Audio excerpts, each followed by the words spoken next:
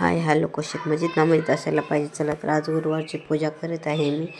Video टाकायला खूप late झाला आहे पण चला ओके. मी आता पूजा वगैरे केलेली आहे.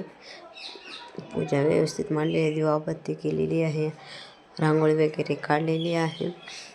पुरणासाठी डाळ शिजू घातलेली, पीठ मळून घेतलेलं आहे, बेसन भिजवून ठेवलेलं आहे. भज्यासाठी तर पुरण भाजत आहे. सुंठा बडीशेप भाजून वाटून पुरणामध्ये टाकणार आहोत आपण. आमटीसाठी खोबरं, कांदा, लसूण, कोथिंबीर असं सगळं घेतलेलं आहे. ते भाजत आहे. सुंठा बडीशेप वाटून टाकलेले आहे पुरणामध्ये. साईड बाय साईड काम करत आहोत. इथं मी आमटीसाठी खडे मसाले टाकलेले आहेत.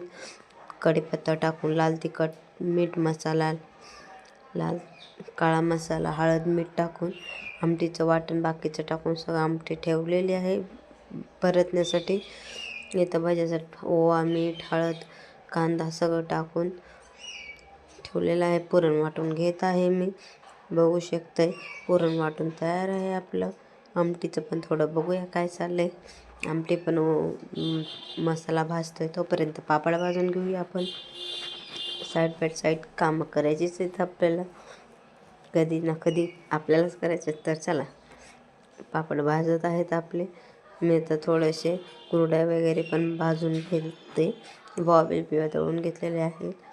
इथं भाज्यामध्ये सोडा टाकलेला आहे. भजी पण तळून घेतलेली आहे, थोडीशीच घेतलेली. आता पोळी करत आहे मी. नंतर गरमागरम जसं लागेल तसं बनवणार आहे. पहिलं नैवेद्यापुरतं बनवून घेतलेलं आहे. पोळ्या आणि भजी जेव्हा पाहिजे तेव्हा करणार आहे. बघू शकता उंडा पीठ घेऊन पीठ व्यवस्थित मळून उंडा भरून एक्स्ट्राचं पीठ काढून टाकायचं आहे आणि नंतर पीठ लावून पूर्ण पसरून घ्यायचं आहे आपल्याला.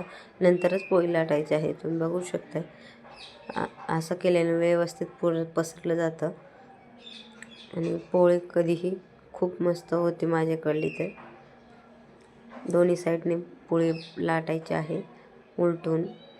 एका साईडने पोळी कधीच लाटायची नाही आहे. बघू शकते खूप मस्त चवीला झालं होतं पोळी. थोडंसं पीठ कमी जेवढं लागेल तेवढंच घ्यायचं आहे. थोडं कमी वाटलं म्हणून थोडा हात लावला आहे पिठाचा. आपली पोळी तयार आहे लाटून. थोडे चिटकले आहे तरी पण फुगणारच, काही टेन्शन नाही. बघू शकते पलटून घेतलेले आहे. हे बघू शकता पुरणपोळी तुळशीला नैवेद्य दाखवलं, देवीला नैवेद्य दाखवलं, पंचामृत केलं, कहाणी वाचून घेतली आणि कुमारिका जीव घातला. चला तर लाईक करा, शेअर करा, कमेंट करा. बाय.